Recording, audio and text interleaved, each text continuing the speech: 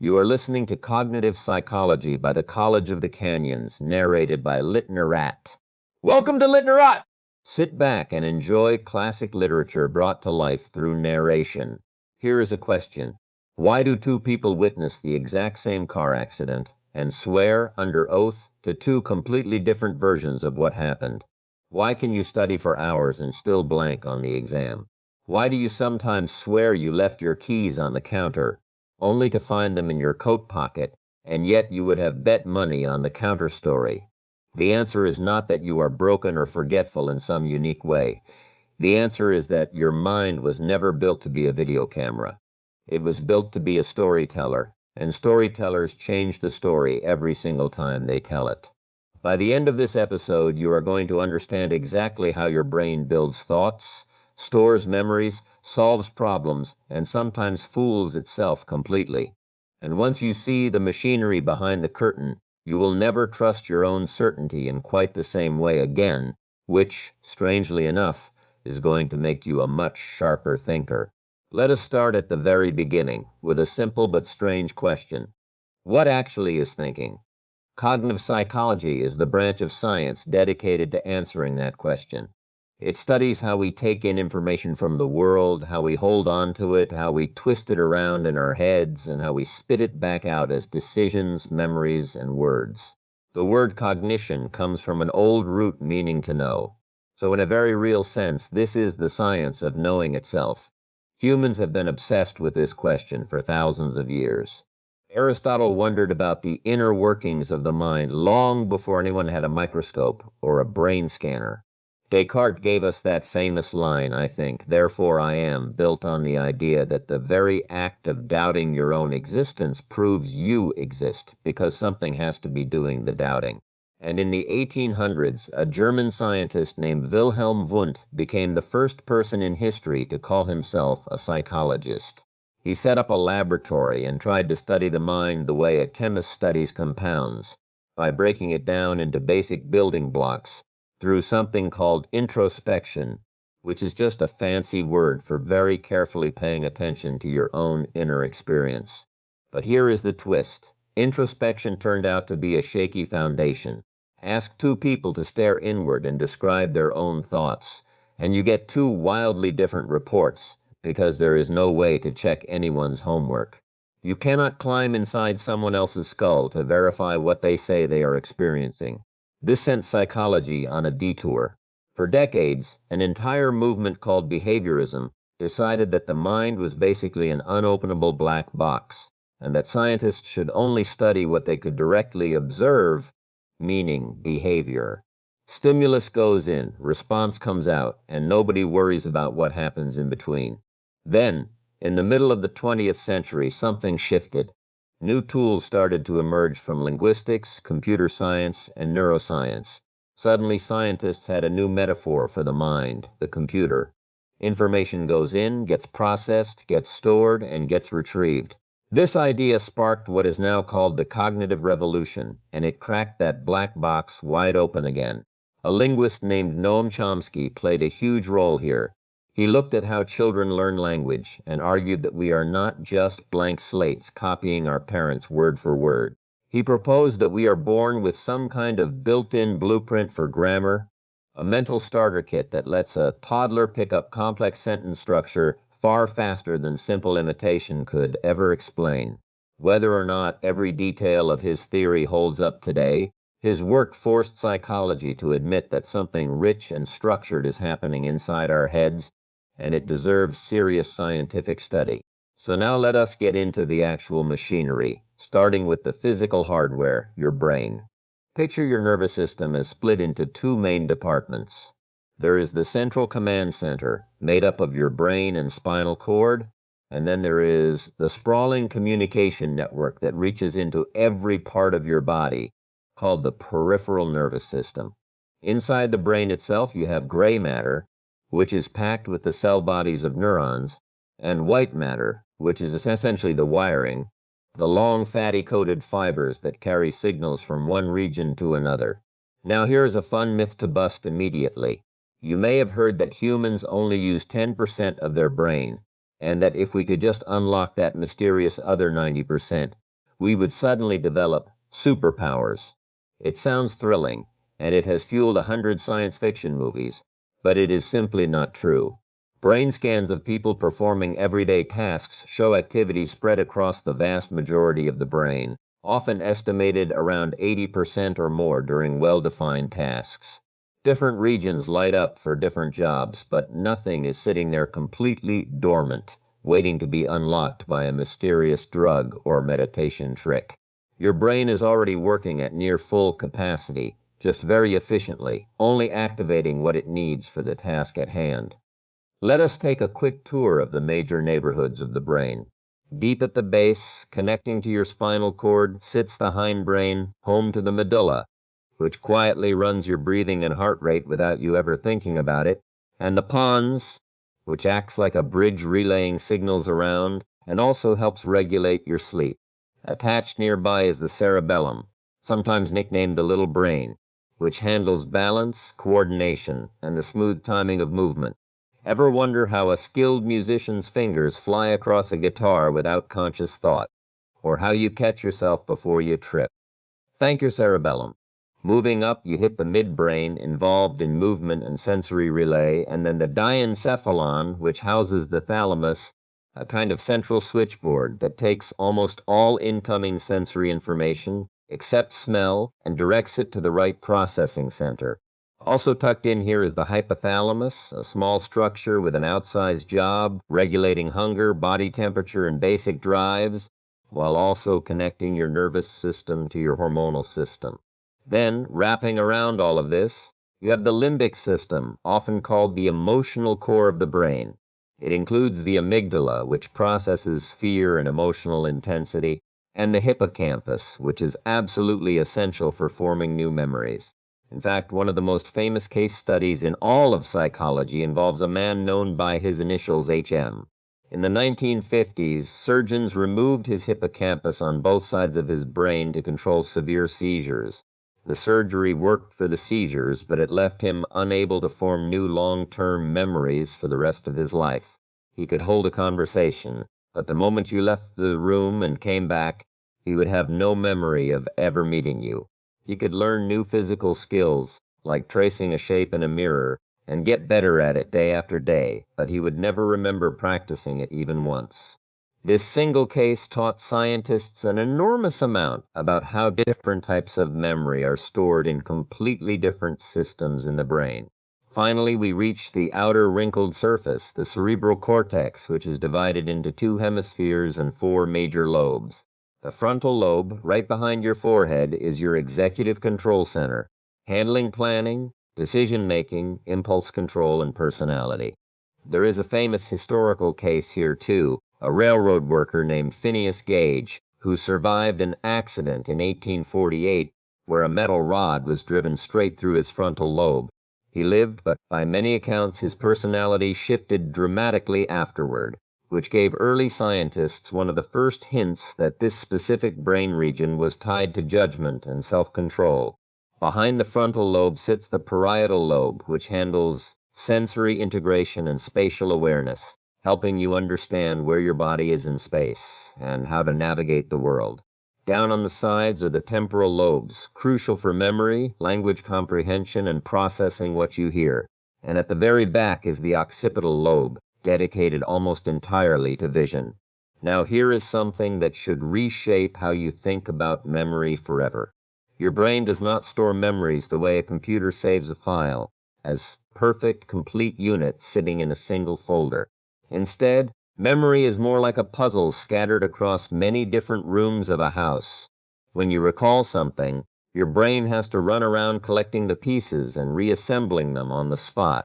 Every time you remember an event, you are not replaying a recording, you are reconstructing a story, and that story can shift slightly or even dramatically based on your current mood, new information you have picked up since then, and how many times you have retold it. This is why psychologists describe remembering as reconstructive, not reproductive. You are not pulling up a video file, you are rebuilding a sculpture from clay, and each time you rebuild it, the shape can drift a little. Let us break memory down into stages. First comes encoding, which is the initial process of taking information in and converting it into a form your brain can work with. Second is storage, which is holding on to that information over time. Third is retrieval, actually pulling that information back up when you need it. If any one of these three stages breaks down, you get forgetting, or worse, you get a distorted memory that feels completely accurate but is not. Encoding, it turns out, is wildly selective. You cannot possibly notice everything happening around you. Walking across a busy street, your brain filters out the vast majority of sensory information hitting you every second. This is actually adaptive. Imagine if you had to consciously process every sound, every visual detail, every smell all at once, all the time. You would be paralyzed. But this filtering also means you are missing an enormous amount of what is technically right in front of your eyes. There is a wonderful and slightly unsettling demonstration of this called the invisible gorilla experiment. Researchers had participants watch a short video of two teams passing basketballs and told them to count the number of passes made by one specific team. Partway through the video, a person in a full gorilla costume walks directly through the middle of the scene, stops, thumps its chest, and walks off. Roughly half of all viewers focused intently on counting passes completely failed to see the gorilla, not because their eyes did not receive the visual information, but because their attention was locked elsewhere, and without attention, awareness simply does not happen. This phenomenon is called inattentional blindness, and it has real-world consequences far beyond a party trick. It helps explain why drivers using cell phones can look directly at a pedestrian and still fail to consciously register them, dramatically increasing accident risk even with hands-free devices, because the problem is not your hands, it is your attention. Now, once information does get past that initial filter, how much can your mind actually hold on to in the short term? There is a famous number here, 7 plus or minus 2. This idea comes from a landmark study in 1956 by a psychologist named George Miller, who found that most people can hold somewhere between 5 and 9 chunks of information in short-term memory at once.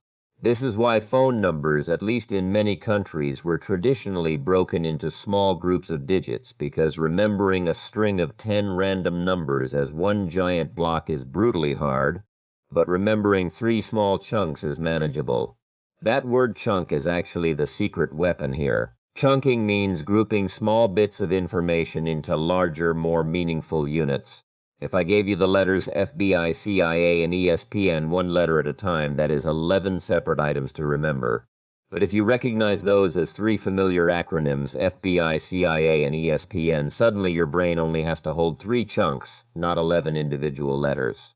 This is exactly how memory experts perform seemingly superhuman feats, like memorizing a shuffled deck of cards in under 30 seconds. They're not born with different brains.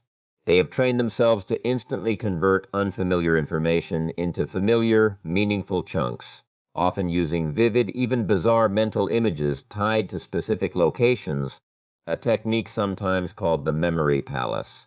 So what happens to information that does make it past short-term memory?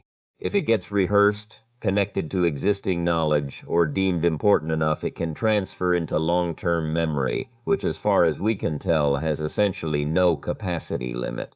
Long-term memory itself splits into different flavors. There is explicit memory, which includes things you consciously and deliberately try to recall, like facts you studied for a test, or the story of your last vacation.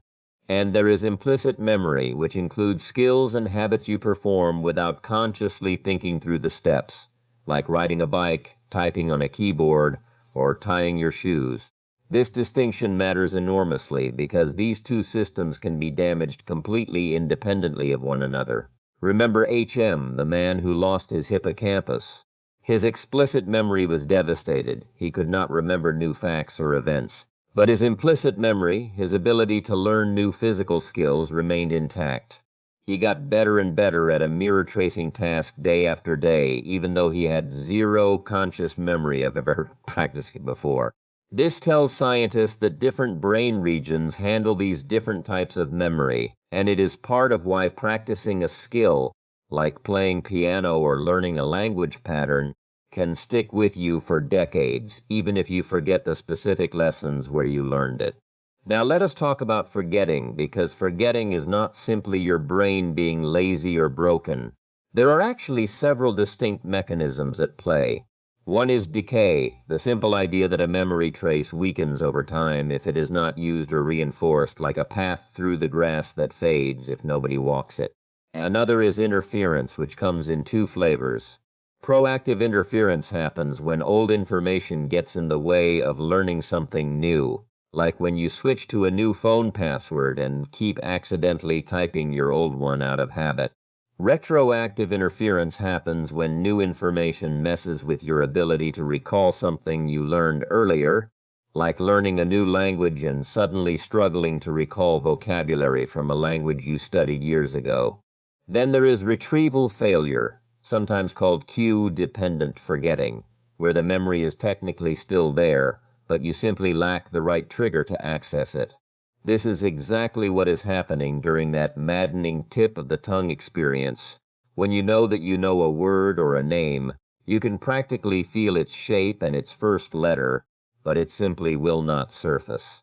Often giving yourself a small hint or coming back to it later suddenly unlocks it because you finally stumbled onto the right retrieval cue.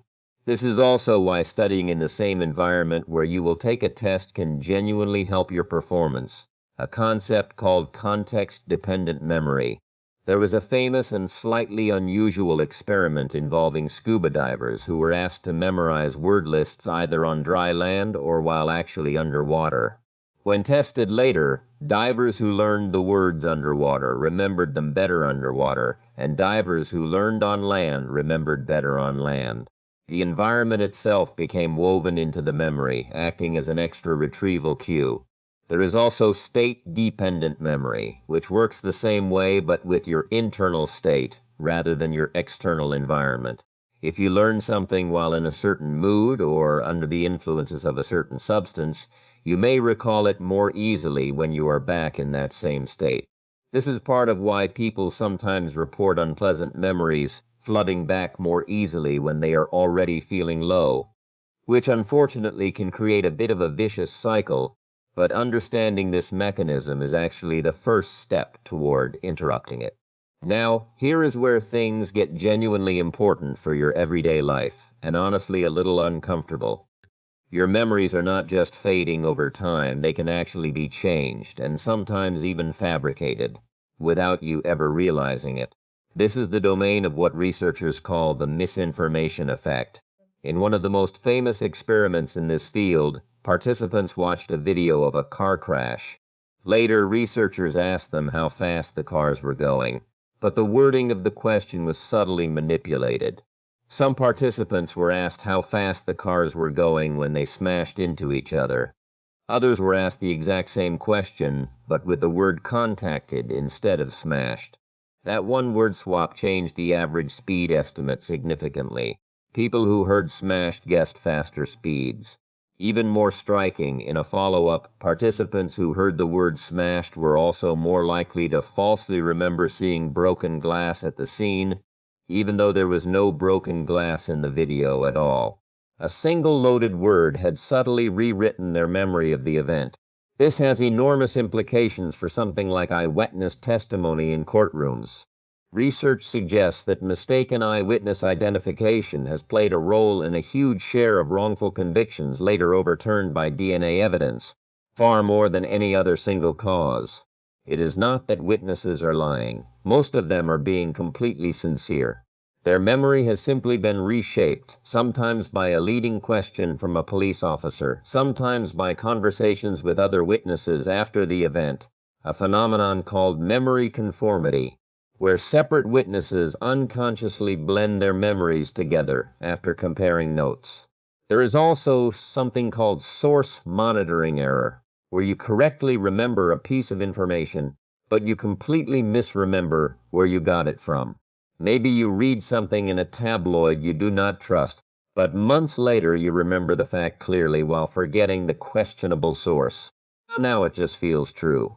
This is part of the psychological mechanism behind something called the sleeper effect, where information from a source we initially distrusted can still shape our beliefs over time once the memory of the source itself fades away. And then there is the truly wild territory of implanted false memories. In a series of studies, researchers were able to convince a meaningful percentage of participants that they had experienced a childhood event that never actually happened, simply by telling a vague story and asking leading questions across a few separate conversations. In one particularly famous version of this research, subjects were told with supposed family confirmation that as a child they had gotten lost in a shopping mall and been rescued by an elderly stranger. About a quarter of participants eventually came to believe this had really happened to them, sometimes elaborating on it with rich, specific, entirely invented details. This does not mean your memories are all fake. Most of your memories are reasonably accurate for the big picture. But it is a powerful reminder that confidence is not the same thing as accuracy. Feeling absolutely certain about a memory tells you almost nothing about whether that memory is actually correct. Let us shift gears now and talk about problem solving, because your brain does not just store information, it uses that information to navigate obstacles, and it has some fascinating built-in shortcuts, some helpful, and some that can trip you up badly.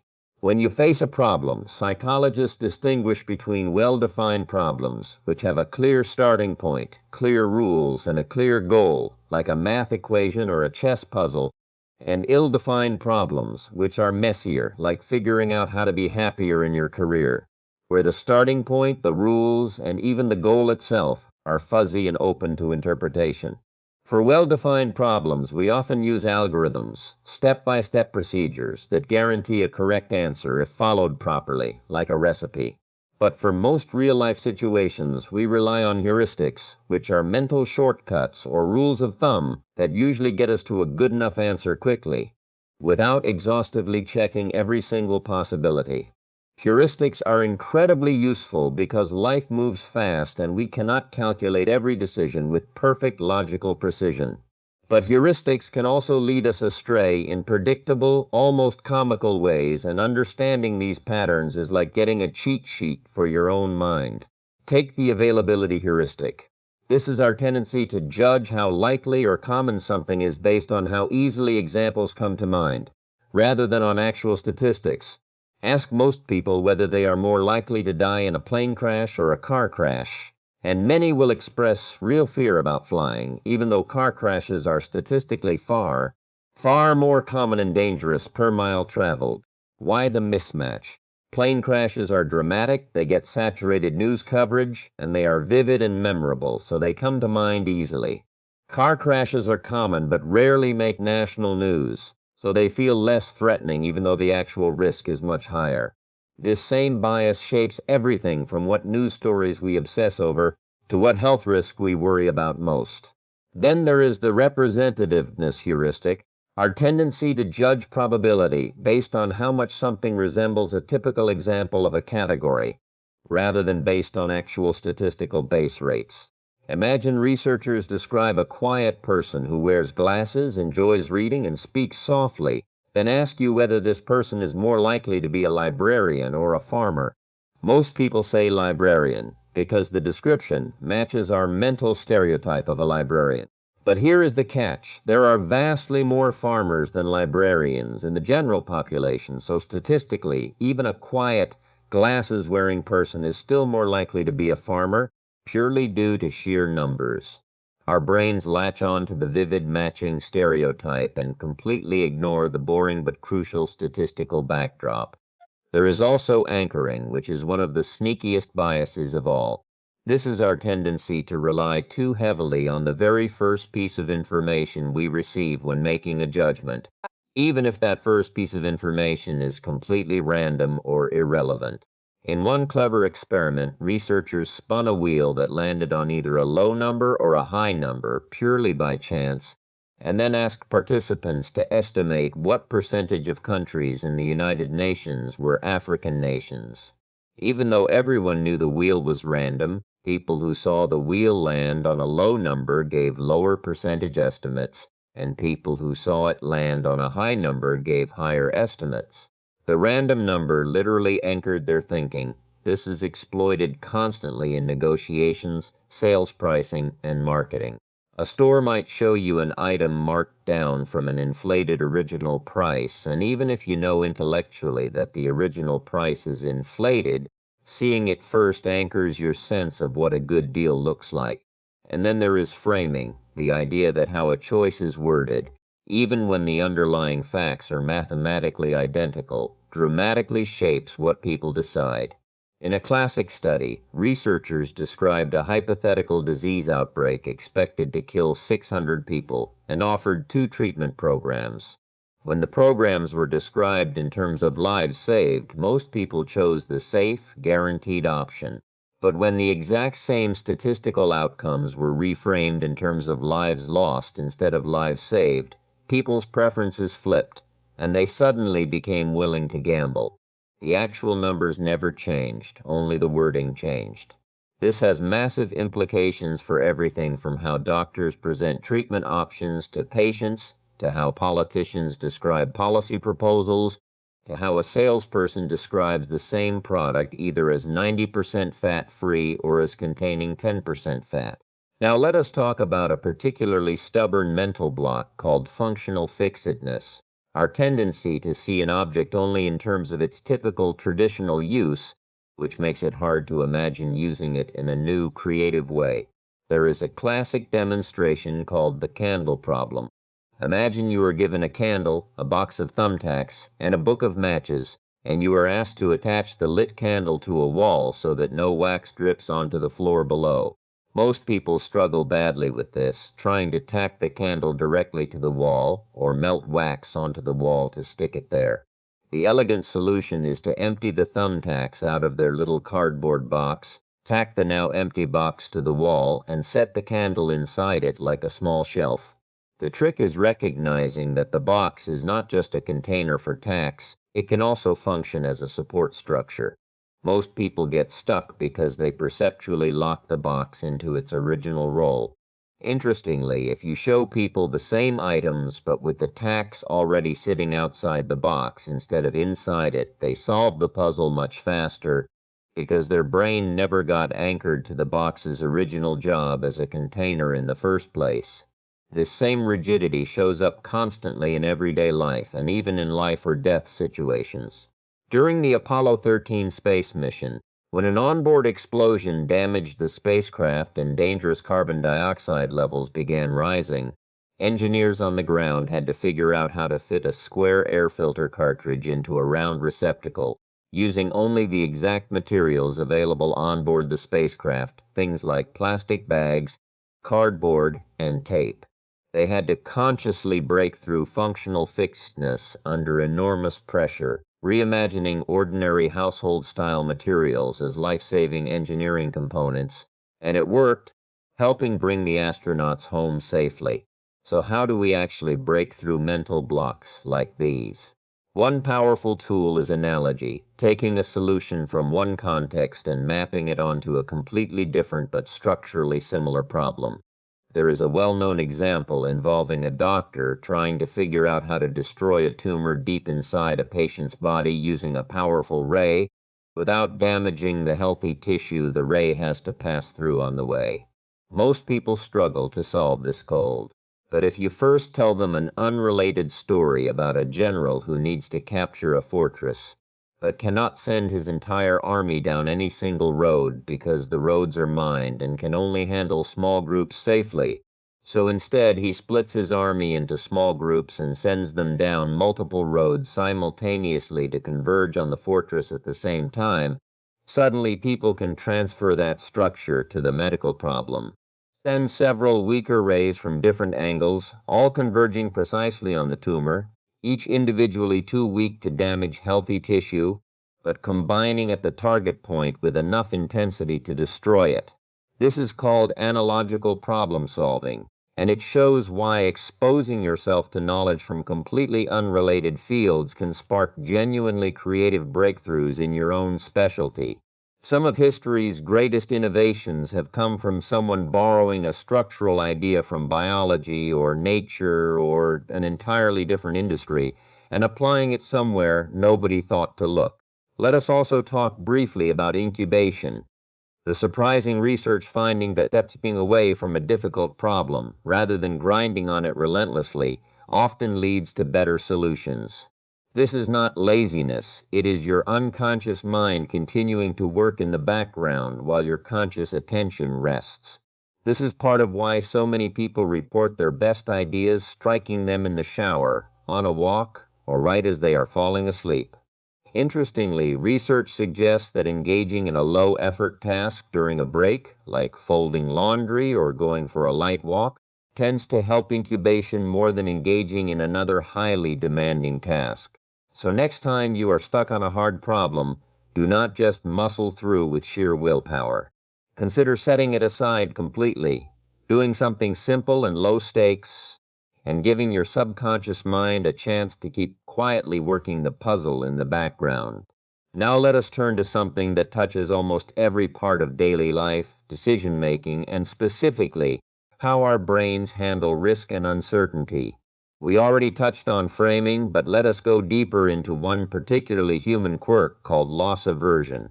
Research consistently shows that the pain of losing something feels roughly twice as intense, psychologically, as the pleasure of gaining the equivalent thing. Losing $100 feels far worse than gaining $100 feels good.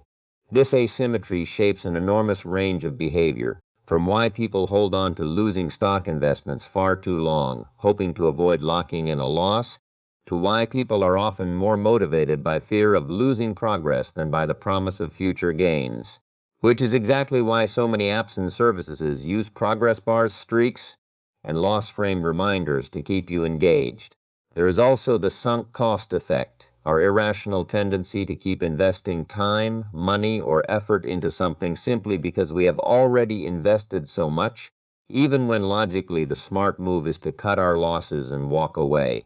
This explains why people finish terrible movies they have already paid for, stay in relationships or jobs that clearly are not working because they have already put in years, or keep funding a failing project because abandoning it would mean admitting the earlier investment was wasted. The rational move is to evaluate only future costs and future benefits, completely ignoring what has already been spent, because that money or time is gone, regardless of what you decide next. But our brains hate admitting waste, so we keep digging the hole deeper rather than accepting the sunk cost and moving forward. There is also hindsight bias, sometimes nicknamed the "I knew it all along" effect. After an unexpected event happens, we tend to convince ourselves, often sincerely, that we saw it coming, even when we genuinely did not predict it beforehand. This warps our ability to learn from the past accurately, because we end up overestimating our own predictive skill and judging other people's earlier decisions unfairly harshly, forgetting that they made those decisions without the benefit of knowing how things would eventually turn out.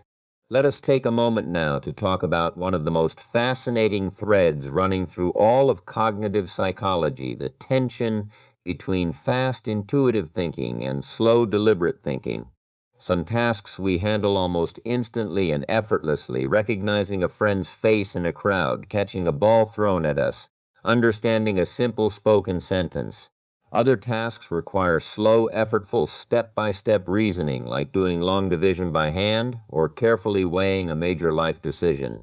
The fast system is efficient and usually reliable, but it is also the source of most of the biases we just walked through, because it relies on shortcuts rather than careful analysis. The slow system is more accurate but is mentally exhausting, and we simply cannot run it constantly for every decision we make in a day. Understanding which system you are relying on in any given moment is a genuinely powerful skill. When a decision is high stakes, financial, medical, relational, career defining, it is worth consciously slowing down, engaging that effortful, deliberate system, and specifically checking yourself for anchoring, framing effects, availability bias, and sunk cost thinking, rather than trusting your gut reaction blindly. Now let us bring this all together and talk about attention itself, because everything we have discussed, memory, problem solving, decision making, ultimately depends on this one limited resource. Attention is not infinite. In fact, research strongly suggests that true multitasking, in the sense of giving full, undivided cognitive effort to two demanding tasks simultaneously, is largely a myth for complex mental work. What actually happens is rapid switching back and forth, and every switch carries a small cost in time and accuracy.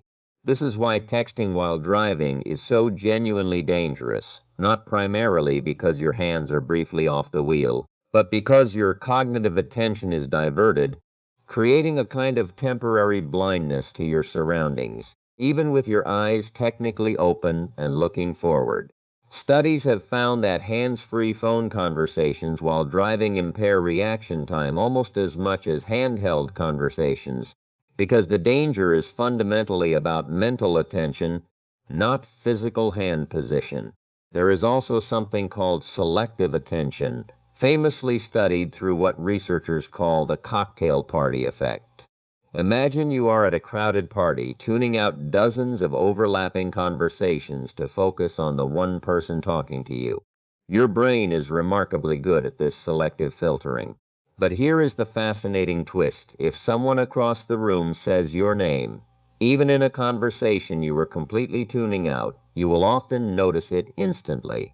This tells us that even the information we are actively ignoring is still being processed at some low level in the background, just enough to flag something personally significant and yank your attention toward it. So what can you actually do with all of this knowledge? Let me leave you with some practical takeaways, because understanding the machinery of your own mind is only useful if it changes how you actually operate day to day. First, when it comes to studying or learning anything new, spacing your practice out over multiple sessions across days genuinely beats cramming everything into one long session, a principle researchers call the spacing effect. Your memory decays fastest right after learning something, so reviewing material right before you are likely to forget it, rather than obsessively over and over immediately, strengthens long-term retention far more efficiently. Second, testing yourself, actively trying to recall information rather than just passively rereading your notes, dramatically strengthens memory, a principle called the testing effect. Struggling a little to retrieve something actually makes the memory stronger than smoothly rereading it ever will. Third, when you are trying to remember a list or a complex set of information, try chunking it into meaningful groups, or better yet, tie it to a vivid mental image or story, since your brain is naturally wired to remember narratives and images far better than abstract lists of facts. Fourth, be deeply skeptical of your own certainty when it comes to memory, especially around high-stakes situations like eyewitness accounts, arguments with a partner about who said what, or workplace disputes about who agreed to what. Confidence is simply not a reliable indicator of accuracy. If it matters, write things down in the moment rather than trusting your future recollection. Fifth, when facing an important decision, consciously watch for framing effects. Try rephrasing the choice in the opposite direction in terms of losses instead of gains, or gains instead of losses, and see if your preference shifts. If it does, that is a strong signal that emotion and wording are steering you more than the actual underlying facts. Sixth, if you are stuck on a hard problem, do not just grind harder. Step away, do something low effort and unrelated, and let incubation work quietly in the background. And finally, actively seek out ideas and knowledge from fields completely outside your own specialty, because analogical thinking, borrowing a structure or solution from one domain and applying it somewhere unexpected, is one of the most powerful engines of genuine creative breakthroughs. The overarching lesson from all of this research is both humbling and empowering at the same time. Your mind is not a flawless recording device, and it is not a perfectly rational calculator either. It is a remarkably efficient, deeply pattern-seeking, story-building machine that evolved to make fast, good enough decisions in a complex and dangerous world, not to achieve perfect logical accuracy in every single moment. Once you understand its actual wiring, its shortcuts, its blind spots, and its genuine strengths, You stop being a passive passenger inside your own head. You can start noticing when a heuristic might be steering you wrong, when a memory might be less solid than it feels, when framing is nudging your decision, and when it is genuinely worth slowing down and engaging that effortful, deliberate mode of thinking. That awareness right there is one of the most practical and quietly powerful tools you can carry with you into every single day of your life. Thank you for listening to Litnarrate. If you enjoyed this classic tale, please like, share, and subscribe to our channel for more timeless literature brought to life through narration. See you in the next story.